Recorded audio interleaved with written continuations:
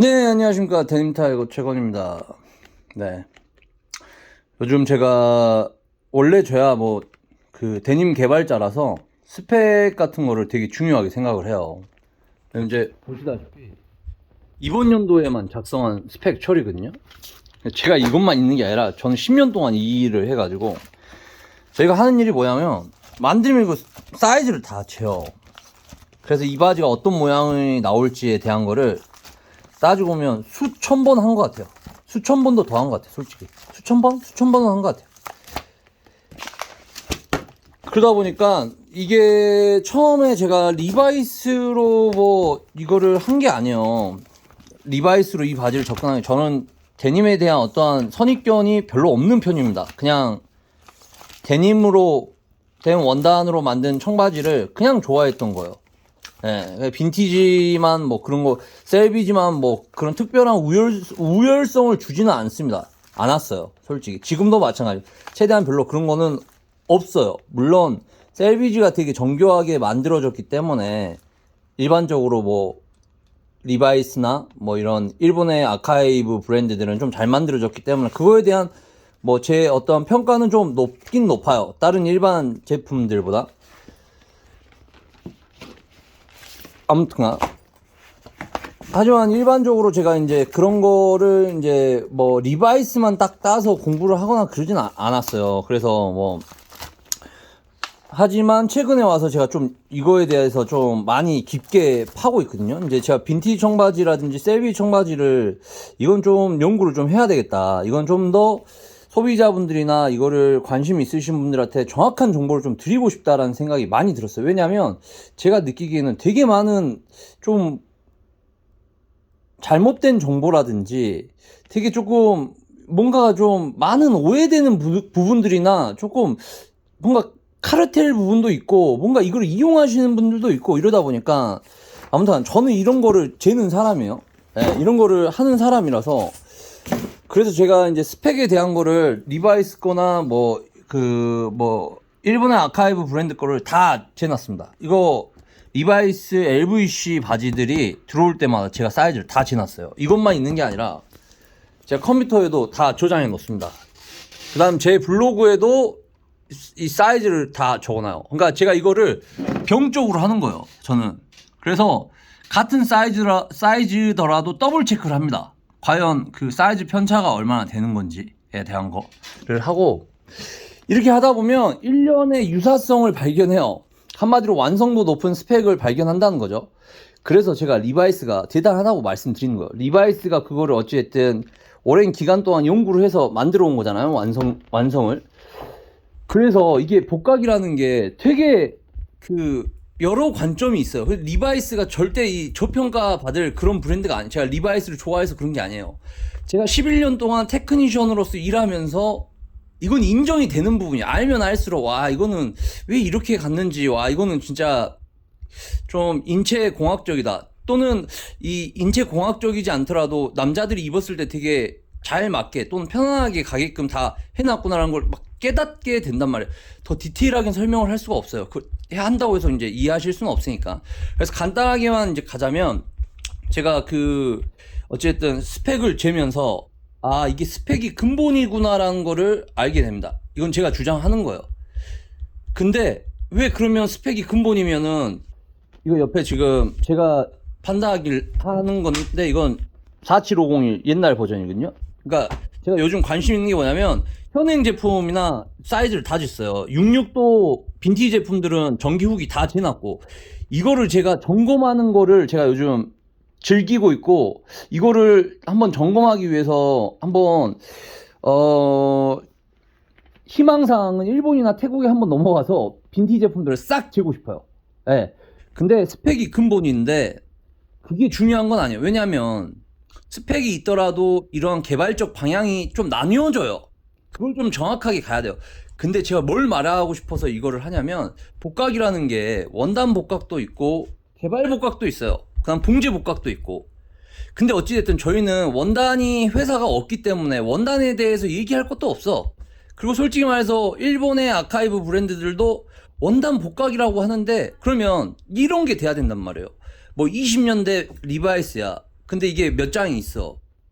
원단 개발자가 그걸 분석해. 그래서 이게 어떤 실이 베이스고, 자기가 생각했을 때 밀도는 어느 정도인 것 같고, 염색은 이 정도 했던 것 같고, 후가공은 뭐 이게 샘포가 들어간 것 같고, 뭐 아닌 것 같고, 뭐 머서가 들어간 것 같고, 수세가공이 들어가고, 나름의 데이터가 있어야 되는데, 그런 거 설명하는 브랜드 보신 적 있으세요? 없죠? 없을 거예요. 네. 그냥 이게 그런 식으로 지금까지 왔어요. 그 부분을 제가 설명드리려고 하는 거예요. 자, 원단은 뭐 일본에 뭐 브랜드 회사들이 있어요. 그 브랜드들이 아마 자료 갖고 있을 겁니다. 근데 그 브랜드의 그 원단 회사의 테크니션들이 나와서 설명하지 않아요. 거의 다 마케터들, 브랜드 디렉터들이 이거 무조건 20년대 뭐 복각이다, 뭐 40년대 원단 복각이다 퉁치는 거잖아요. 예. 그 부분을 알라고 말씀드리는 거예요. 예. 조금 그런 거에서 조금 좀 뭔가 증명이 돼야 될 부분이 정확하게 증명되지 않는 부분이 거의 지금까지 흘러온 흐름이거든요. 원단만 얘기한 거지. 왜 그래, 원단은 그냥 너무 많으니까 그냥 그건 어차피 저희들 또 원단 회사가 없으니까 넘어간다고 치고, 그러면 리바이스 청바지처럼 왜 못 만드는 거냐? 말 그대로 이거에 대한 이해도도 없고, 이 스펙이 말 그대로 근본이면 이거를 어떻게 패턴적으로 개발적으로 실행하는지에 대한 것도 잘 몰라요. 그게 안 되는 거예요. 솔직히 말씀드려서.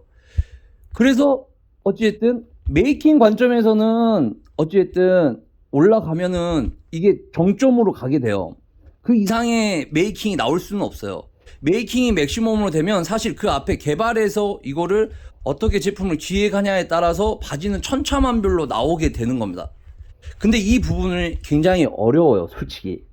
원단 축 있죠, 그 다음에 개발 있죠, 봉제 힘 있죠, 워싱 고려해야 되죠, 나름 기획한 거대로 뭐 해야 되죠. 이게 쉬운 게 아니거든요. 그러니까 자꾸 이상하게 뭐 거의 뭐 일본도 그러지만은 보면은 뭐 40년대 30년대 뭐 고가 제품들 뭐 갖고 와서 전시하는데, 이게 그 브랜드가 이거를 실질적으로 구현할 수 있을 것처럼 포장을 해요. 실질적으로는 완전히 반대인 얘기입니다. 제가 빈티지 제품을 갖고 있는다고 해서 그 빈티지 제품처럼 나온다는 얘기가 절대 아니에요.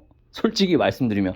그냥 디테일을 최대한 따라가는 부분에서는 참고할 수 있어요. 패턴도 어느 정도 있는데, 그거는 정말 아까 얘기했던 대로 개발을 완벽하게 깨부셔야 정말 유사한 핏이 나올 수 있는 확률이 올라가는 거지, 그걸 갖고 있는다고 해서 이런 노하우들을 모르면, 개발 방향을 모르면 안 나와요.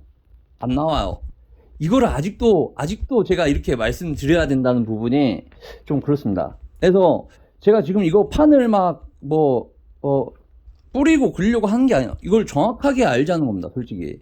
그래서 이러한 복각 부분이 원단적인 부분, 핏적인 부분, 그 다음에 봉제적인 부분이 있고, 이런 개발적인 부분이 굉장히 중요한 부분이에요. 그리고 그렇기 때문에 아직도 리바이스가 어떻게 보면 최고의 데님 브랜드 회사인 겁니다. 제가 장담컨대 그 회사 어찌됐든 매출 규모가 몇 조 되는 거잖아요. 그 안에 최고의 테크니션들이 포진해 있습니다. 원단 테크니션, 개발 테크니션들, 그 다음에 아마 봉제 테크니션들도 있을 거예요. 소규모라도 만들 수 있을 겁니다. 있을 거예요. 그러니까 솔직히 일반 소비자들은 알 수 없는 기술의 영역을 리바이스의 테크니션들은 진행을 하고 있어요. 근데 이게 왜 이런 식으로 가는 거냐면, 한마디로 제일 1등을 까대기 하는 거예요. 솔직히 말씀드려서. 제가 느꼈을 땐 그래요. 그래서 그런 압도적인 기술적인 부분을, 이게 단순히 한 스타일만 잘 나왔다고 끝나는 게 아니에요. 그 핏에 대한 지속성과 이런 그 유지를 계속 해줘야 되는데, 이게 원단마다 충률이 달라지고 이걸 다시 맞춰내고, 그게 엄청 나름의 기술적인 거예요. 그래서 그렇다는 부분을 말씀드리면서, 이 복각이란 부분이 그렇게 조금 이렇게 완전히 조금 일반 소비자분들이 이해하기 힘들지만, 적어도 그런 좀 그런 거품적인 부분 좀 제거가 돼서 조금 이해가 돼야 될 것 같아요. 솔직히 말씀드려서. 예. 그래서 제가 오늘 이 말씀을 드려요. 예, 솔직하게. 왜냐하면 그래야 소비자들이 알아야 조금 같이 성장하는 방향으로 가는 거잖아요. 아직도 일본 거 뭐 아카이브네, 이게 복각이네 아니네, 아직도 그 방향이 있으면 더 이상 발전이란 거는 저는 없다고 보거든요. 그러니까 물론 뭐 그런다고 해서 뭐 굳이 뭐 그런 것까지 뭐 그런 뭐 분도 계실 수도 있어요. 그래도 적어도 이거 되게 좋아하는 거니까 되게 부정확한 정보들이 되게 많아요. 그러니까 데님을 좀 다들 좋아하시고 그러니까 좀 정확한 정보 전달 뭐 그거 차원에서 제가 한번 말씀은 드려요. 이렇게 복각이라는 차원이 어려운 부분이 진짜 개발적인 부분이 되게 어렵다. 그리고 저희들이 할 수 있는 부분이 그 부분밖에 없어요. 솔직히 원다는 회사가 있어요. 저희가 없으니까. 그 다음 뭐 아직은 뭐 봉제는 그 정도까지는 안 올라왔지만 개발 외에는 다른 방법이 없어요. 이길 수 있는 방법이. 그리고 그 개발에서 제가 얘기했던 오리지널리티, 그 다음에 아카이브, 그 다음 비스포크, 이런 시스템화, 데이터 형성해서 정말 정확한 바지를 만들어내는 거가 유일하게 저희들이 패러다임을 바꿀 수 있는 유일한 길이에요. 그래서 이렇게 말씀드립니다. 오늘도 꼰대처럼 얘기했는데 들어보시고 이게 말이 틀릴 수도 있죠. 하지만 제가 말씀드렸다시피 제가 11년 동안 일하면서 개발만 담당했다니까요. 사이즈 되는 일만 아주 죽도록 했어요. 그러니까 이 부분을 정말 정확하게 이해할 수 있고, 만약 이 업에 일하시는 분들 혹은 뭐 정말 저보다 상위 테크니션 분들 또는 상위 테크니션을 연결하고 있으신 분들이 제 영상이나 제가 얘기하는 거를 그분들 보여주세요. 그리고 그분들 피드백 받는 거를 아니시면 저한테 답글을 남겨주세요.